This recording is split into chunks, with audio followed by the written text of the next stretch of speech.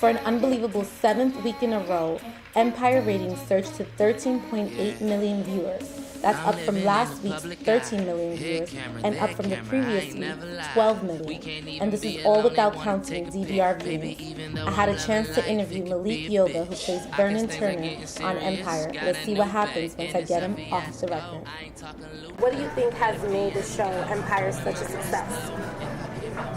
I mean, the DNA is simple. Like, people want to see themselves. There's music, there's fashion, there's people of color, there's urban culture, there's hip-hop. Those things don't exist in dramatic series on television. It's the only game in town. So that has a lot to do with it. Obviously, there's talented cast and talented writers, and it's the confluence of all those things. I don't think it's one thing. All those things together create the perfect kind of storm. It's unprecedented for a show to continue to rise, but I think it'll continue to rise to the end, and I think that next year's premiere will be close to 20 million people. That's my prediction. That's your prediction. Yeah. What's a secret about the show that fans will be surprised to hear about? That everything that should happen shouldn't. Oh, that's interesting. Are we going to be seeing more of your character? Because I feel like you are mysterious. You're brewing, like something is happening. Something's definitely. So I want to know. You have to give some sort of exclusive if you can. What's happening? What's going to happen? There's definitely the season finale will definitely people will be excited. People will be shocked. People will laugh. They'll cry. That's it. That's what I got for you. I can't really say what's, Okay. Yeah. True. But what do you feel about like the new social media wave? Because when you started out, we weren't big on social media, and now we weren't. And it's interesting. I mean, if you do purely by numbers, right? Yaz and Jussie's social media has gone up like 400% or 500%. Mine has not, right? Okay. And that's a combination of a few things. One is directly associated with screen time and what you're doing. And my character's kind of been in the shadows. He hasn't really been in a place that I've been used to, for sure. And anything. This is my 13th television series. Right. A lot of people don't realize that. But I've never been part of an ensemble where I haven't really carried more of a show. Right. So that's been interesting to deal with. But I've always said if social media was around when we did New York Undercover, we'd never be up there. Because okay, so you feel like it would have made a difference back then? 1,000%. You did an interview where you said that Terrence Howard wanted to quit acting at one point. My favorite Terrence Howard story. Right. So what do you feel is the most frustrating part of the acting world? The most frustrating part is if you're just an actor. If you're just an actor, that means you're always waiting on somebody to give you a job. So, you got to write, you got to produce, you got to learn to direct, you got to learn about marketing, you got to learn about raising money. You have to be in control. My father always said, build your own generator so when they turn off the power, you still have lights. Yes, I love that. And so, for me, I've always had my own businesses. I've always been doing other things. I love acting, but I've also lived the dream. As a kid, I aspired to do this. So I've actually done it. And not that I want to quit it, but I've done it. And so a lot of my time is spent on other endeavors. We have our company, Iconic 32, which is all about using pop culture to drive social good. So we do consulting work for corporations that are trying to reach young consumers, particularly consumers of color. Okay. And we don't just want to market to them to sell them stuff, but we want to be involved in helping companies with their corporate responsibility do things that will make a difference in the lives of people. As an actor, even on Empire, I've been frustrated just because sometimes when scripts come out, you're like, really? Yeah, right, really? Exactly. That's all I got? All right. But the good thing is then I'm jumping on a phone call with Microsoft and helping them think about how to reach young people or with some other huge company that we're doing some work with. Out of the roles that you played, the ones that stick to mind that I love, obviously Vernon from Empire, Gavin. Why did I get married? I love Gavin. and the detective from New York Undercover. Which was your favorite role to play and why? Well, New York Undercover was absolutely the favorite role because that was the beginning. I was 26 years old. We shot a lot in the neighborhood where you and I grew up. Yes.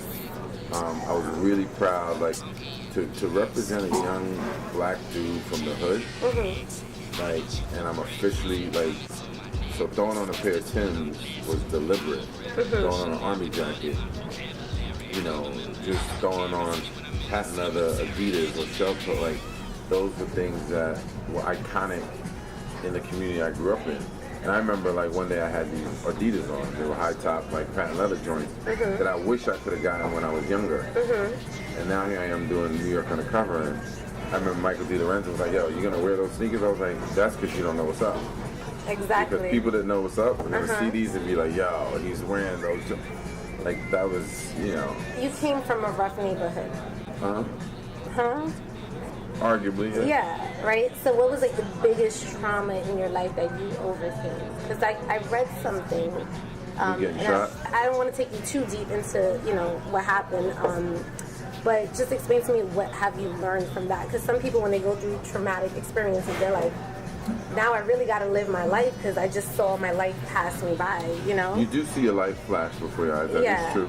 You do think about, wow, all the things you've done. But I didn't feel traumatic. It felt like, oh, I got shot. Like, honestly, I didn't really think about what it meant until I was in my 20s. Okay. And I was watching some news, it might have been 2020. Okay. And there was a kid who was 15 who got shot in the stomach. He literally got shot in his stomach. So he had no stomach. His body couldn't hold food. Okay. And when it hit me in that moment, like, yo, this kid is the same age I was when I got shot.